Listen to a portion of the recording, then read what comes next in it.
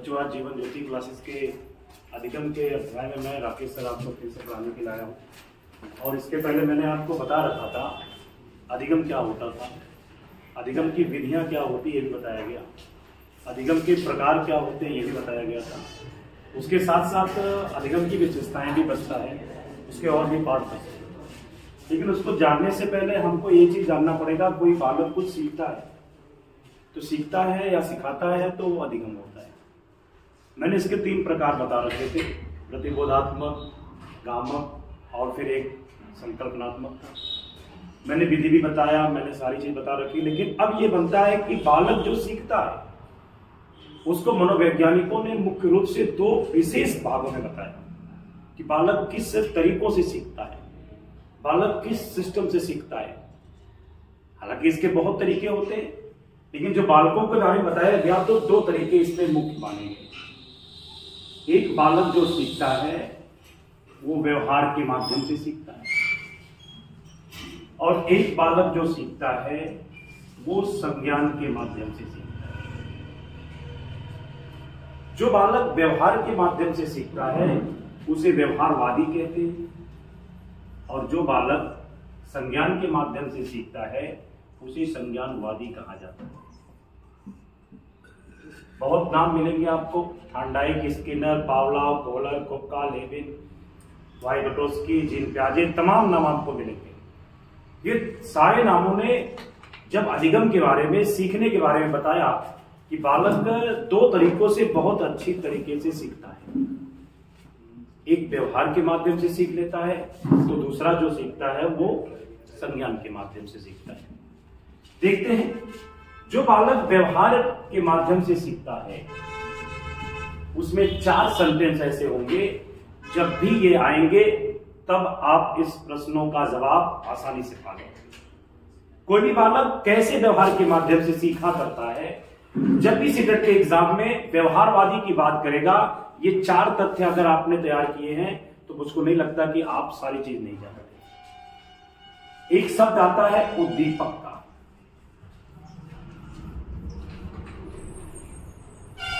दूसरा शब्द आता है अनुक्रिया का,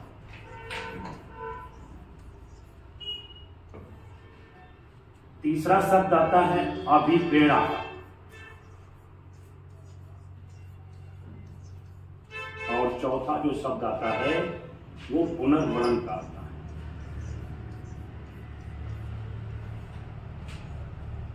व्यवहारवादी जो लोग थे जिन्होंने कहा बालक कुछ भी सीखता है तो अपने व्यवहार के माध्यम से सीखता है, किसी के बिहेवियर को देखकर सीखता है, तो वो 4 ऐसे ऐड होते हैं जिनके माध्यम से वो सीख लेता है।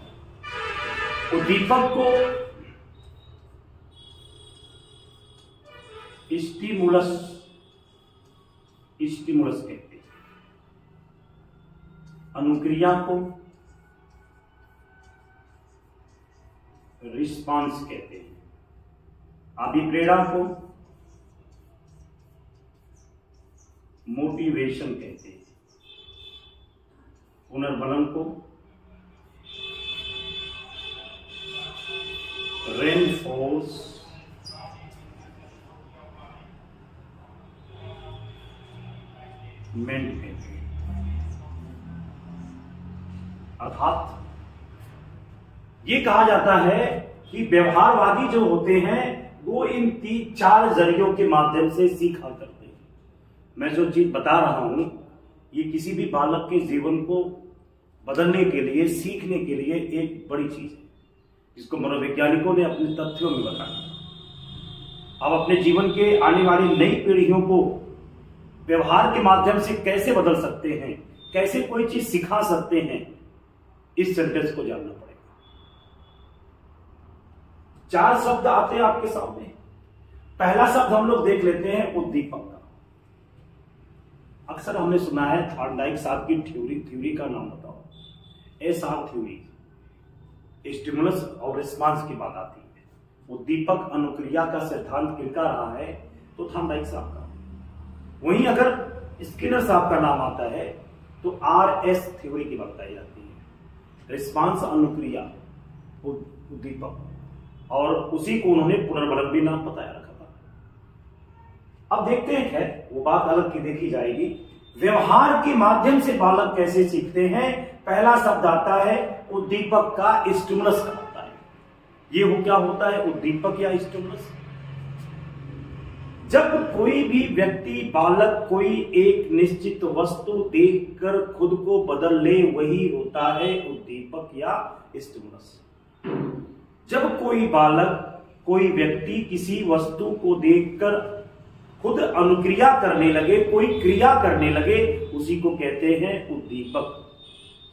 सरल शब्द बता रहा हूं, ऐसा फिर आप नहीं पाओगे। जैसे मान लीजिए वैकेंसी आई अगर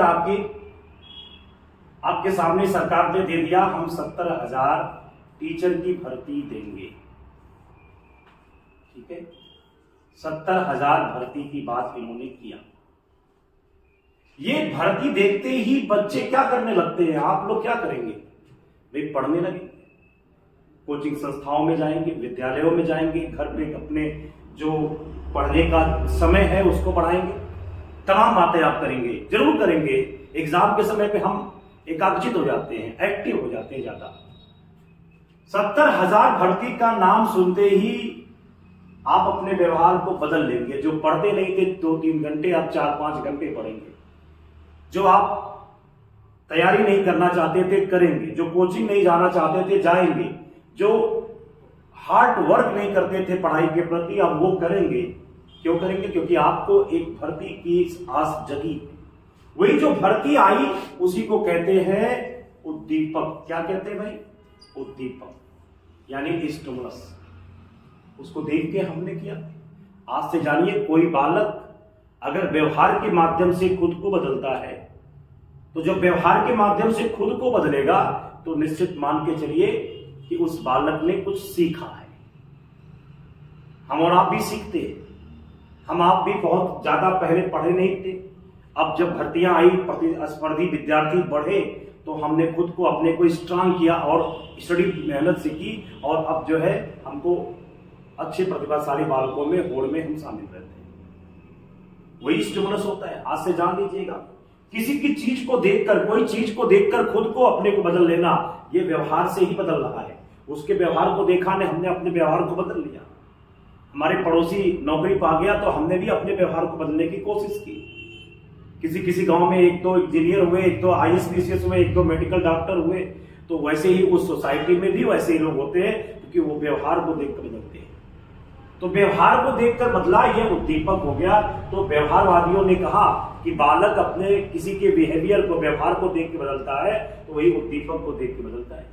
जब उद्दीपक को देख के बदलेगा तो रिस्पांस यानी कि अनुक्रिया करेगा। क्रिया के बदले कोई क्रिया की जाए, वही अनुक्रिया होती है। हमने स्टिमुलस भर्ती देखा, ये उद्दीपक देखा यानी भर्ती देखा, तो हमने क्या किया? 2-4 घंटा पढ़ना शुरू किया, और 2-4 घंटा जो पढ़ना शुरू किया, उन्हीं को हम लोग क्या कहते हैं? अनुक्रिया कहते हैं, या उन्हीं को हम लोग क्या कहते हैं? रिस्पांस कहते हैं। उन्हीं को कहते हैं। यानी कि हमने उद्दीपक को देखकर पढ़ना शुरू किया, यानी 70,000 भर्ती को देखकर पढ़ना शुरू किया, तो अनुक्रिया किया।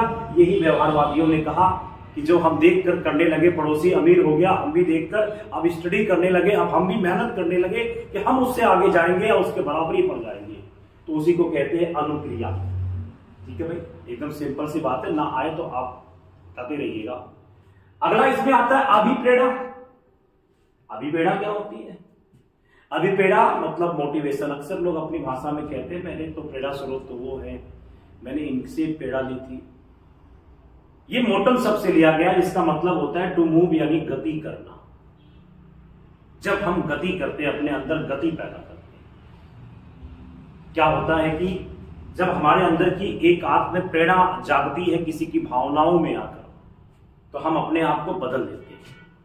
कुछ बच्चे पढ़ने में ठीक होते हैं, शुरू से नहीं, कमजोर होते हैं।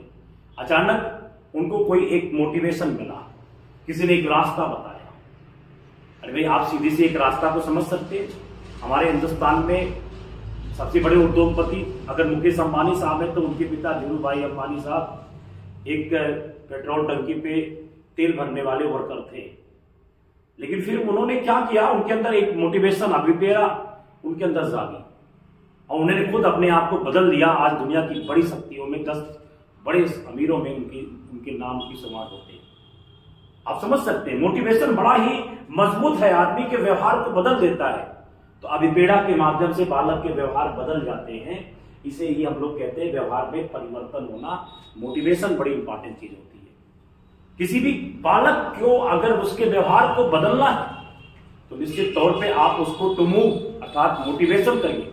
100% वो बालक अपने जीवन में अपने व्यवहार को चेंज करेगा। पुनर्वलन चौथा ऑप्शन आता है, रेनफोर्समेंट कहा जाता है इसको। ये क्या होता है पुनर्वलन के बारे में? पुनर्वलन के बारे में ये कहा जाता है REN रहेगा, सॉरी REIN रहेगा, आई बीच में रहेगा। अब इसके पुनर्वलन के बारे में क्या कहा जाता है? इसमें कहा जाता है कि कोई बालक कोई व्यक्ति हमें पुनर्वलित करे। जैसे मान लीजिए मैं पढ़ाई बच्चे स्कूल कोचिंग जाने लगे, तो जब कोचिंग जाने लगे कि वैकेंसी आ गई अब हमको पढ़ना है, बीच रास्ते में कोई मिले कहे कहां जा रहे हो, वो लोग कोचिंग करने जा रहे हैं, क्यों जा रहे हो, वैकेंसी आई 70,000, तो तुरंत आप क्या करोगे? उस व्यक्ति ने आपको एक शब्द जरूर कहेगा, शाबाश बेटा मेहनत करो वैकेंसी मिल जाएगी। वो क्या किया? आपको पुनर्वलित किया। आप उसकी बातों पे और आपके अंदर जोश आया, आपने पढ़ा। हालांकि आप आगे पढ़ोगे, पुनर्वलन 2 प्रकार के होते हैं, एक सकारात्मक पॉजिटिव और एक नकारात्मक निगेटिव रिफोर्समेंट होता है। यानी कि जो सकारात्मक लोग कुछ मिलते हैं समाज में, उनको लगता है लड़का पढ़ने जा रहा है सुबह से शाम तक, इसका मतलब नौकरी पा जाएगा, वो कहते शाबाश बेटा या शाबाश बाबू और मेहनत करो नौकरी मिलेगी। ये पुनर्वलन से उसके व्यवहार में और ज्यादा एग्रेसिव होता है, मेहनत करता है। लेकिन वहीं पर कुछ नकारात्मक वाले भी लोग मिलेंगे, कहे कहां जा रहे हो? कोचिंग पे। क्या करने? नौकरी के लिए वैकेंसी निकली। अरे कुछ ना नौकरी वोकरी मिली, जा थोड़े बस के ना, काहे कि भर्ती उर्ती कुल पेपर ऊपर आउट हो जाए, कहानी खत्म। तो ऐसे नकारात्मक लोगों से बच के रहिए। वो पॉलिटिकली हो सकते हैं, वो आपका हित नहीं चाहने वाले लोग हो सकते हैं, आपके फ्यूचर के बारे में नहीं सोच रहे होंगे, उनको डर है कि आप नौकरी ना पा जाओ। तो पुनर्वलन 2 प्रकार का होता है। अक्सर आप पॉजिटिव सकारात्मक पुनर्वलन को पीछे रहना चाहिए आपको।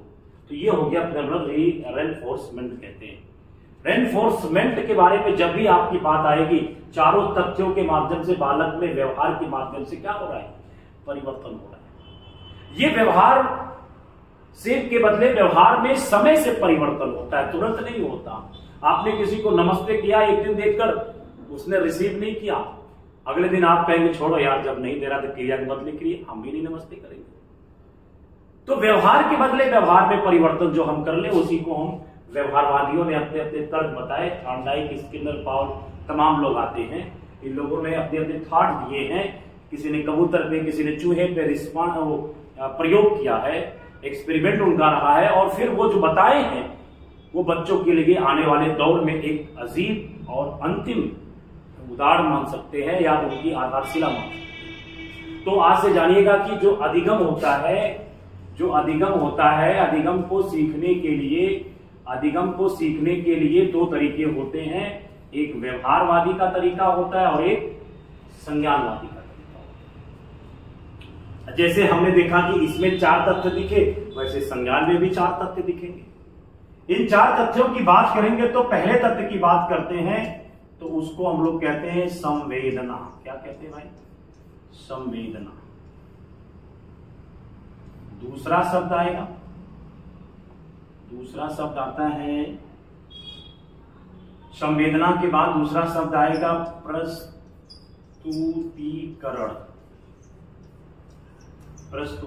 दूसरा शब्द आएगा। तीसरा शब्द आएगा संज्ञान, और चौथा शब्द आएगा समस्या समाधान।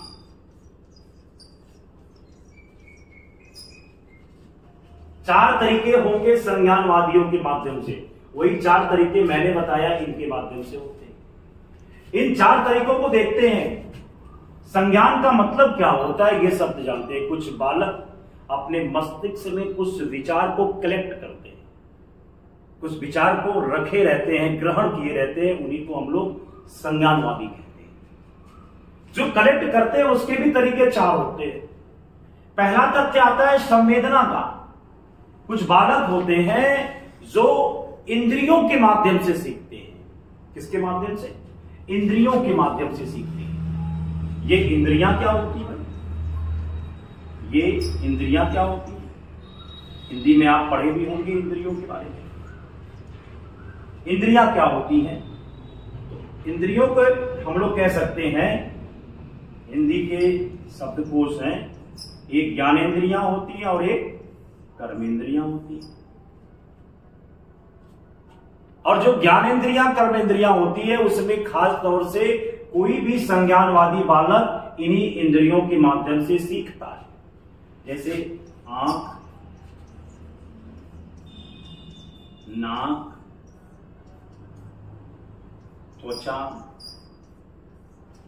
आंख, नाक, त्वचा हो गया ना, कान और तत्व इसमें बहुत है।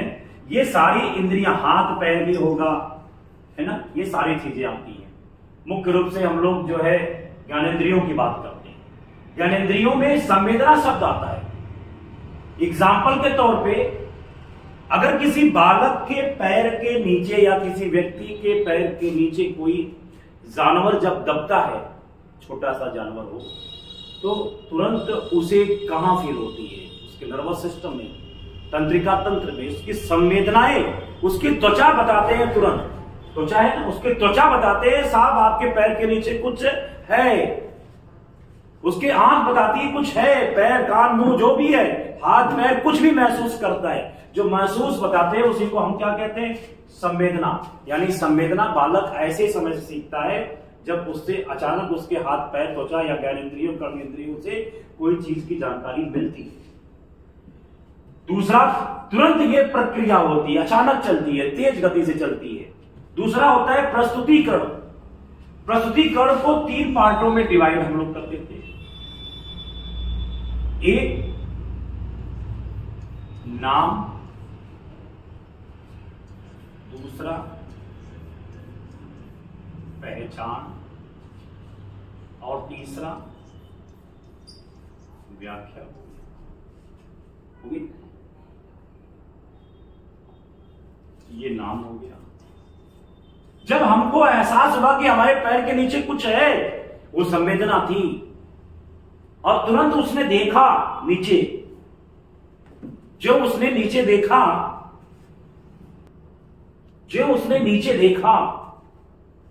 तो जो है, जो जानवर उसके पीछे था उसको उसने जाना, उसका नाम जाना कि ये क्या सांप है।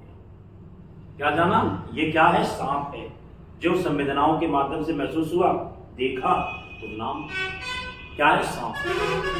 दूसरा, पहचान किया, सांप में भी कौन सा सांप है? फटार है, गेहुअन है, करैत है, डोड़हा है। ये सारी चीजों को देखा, पहचान किया कि यार ये तो ये सांप है।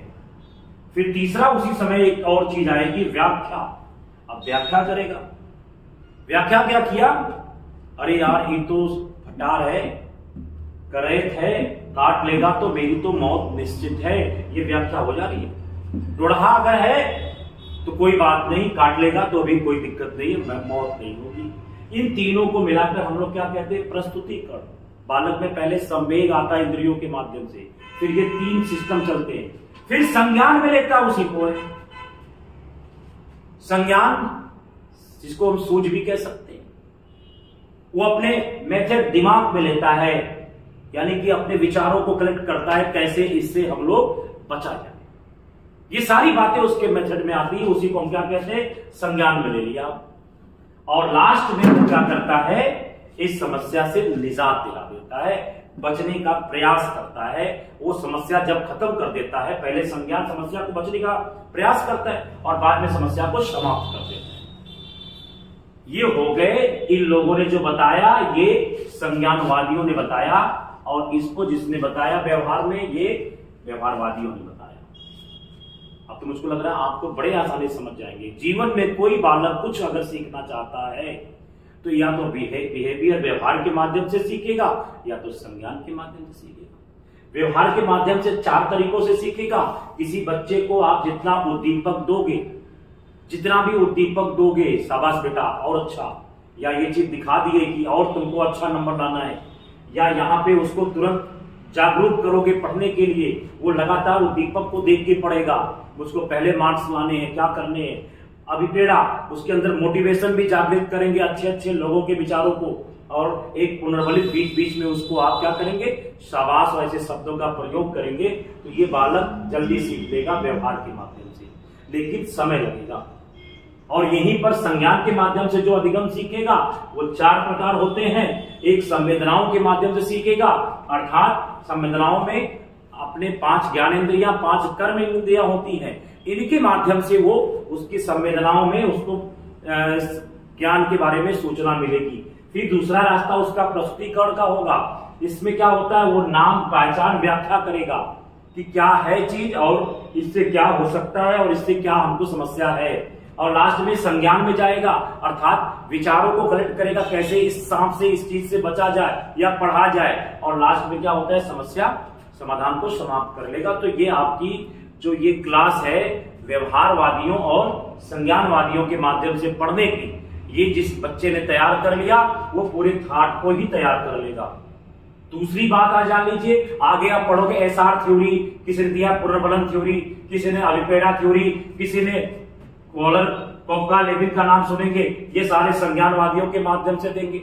सब लोग अपने अपने विचार इसी के थाट से पूरा अधिगम आप क्लियर कर दो केवल इन 8 वर्डों से।